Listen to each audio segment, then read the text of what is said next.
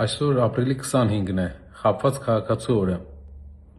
Ժամանակին մի ֆիլմ կար, որ գլխավոր հերոսին պատժում է նրանով, որ թույլ չեն տալիս նրան հրաշքով, նա հնարավորությունից զրկվում է սուտ խոսալ։ Եվ դրանից հետո նա բոլորին ում հանդիպում է, միայն ճշմարտությունն է ասում։ Շատ լավ ֆիլմ է, պատկերացրեք այդ նույնը տեղի ունենար այսօր Հայաստանում։ Այսօրվա միջոցառման ժամանակ պատկերացրեք Հայաստանի այսօրվա վարչապետը դուրս գա բեմ եւ այդ պահին հրաշք տեղի ունենա եւ նա չկարողանա էլ խաբել։ Ինչ է նա ասելու ժողովրդին։ Ասելու է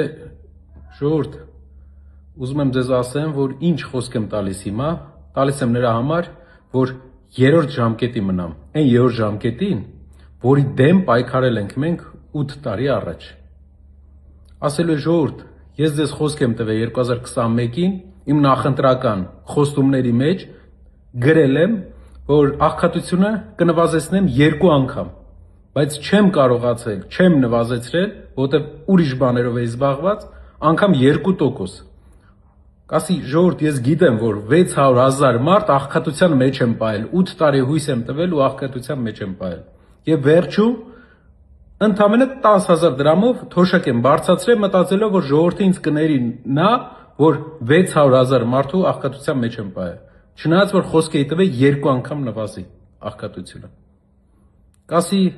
հարևան երկրի հետ ես պայմանավորվել եմ, որ դեռ չկրակի, ես իր ամբողջ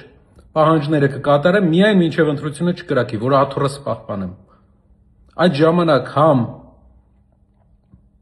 սահմանադրություն կփոխեմ, համ հնարավորություն կտամ, որ իրանց ազգի ներկայացուցիչներին, ադրբեջանցիներին բերեն Հայաստան բնակեցնեն։ Նա կարող է նաև ասել, որ ժողովուրդ, ես խոսք էի տվել, որ ձեր գրպանը չեմ մտնի, բայց բոլորիդ ընտանիքների վրա վերջի 8 տարվա ընթացքում $10,000 վարկ եմ վերցրել։